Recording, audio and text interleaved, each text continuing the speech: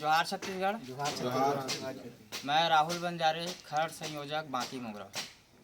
आज हमन वार्ड क्रमांक 67 के गजरा पार में छत्तीसगढ़िया क्रांति सेना के विस्तार के बैठक और कोरबा नगर निगम घेराव पर चर्चा करें।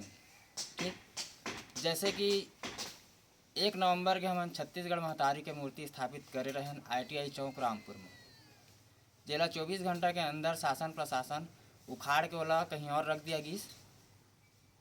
वही मुद्दा ला लेकर के हमन चर्चा करेंगे और आने वाला दिन में अल्टीमेटम दिया गया जैसे कि 7 दिन 8 दिन के अंदर में जो और भी बहुत सारा ज़मीन ऐसा कब्जा किया गया है, जो कब्जा के हवाला दे के हमन ला मूर्ति ला वहाँ से हटाया गिस। तो और भी बहुत सारा ऐसे कब्जा हो जगह में जो कब्जा ज़मीन ला वहाँ से कब्जा मुक्त किया जाए, ऐसे हमन अल्टीमेटम दिया गया इसे नगर निगम ला, जेकर पर शासन प्रशासन संज्ञान में नहीं ली सो बात ला ओमा कोई कार्रवाई होबे नहीं करी। जेकर बार आगामी दिन में हमन वहाँ नगर निगम ला घेराव करबो, जोरदार घेराव करबो और पुनः छत्तीसगढ़ महतारी ला हमार स्थापित करवाबो जगह में। जोहार छत्तीसगढ़।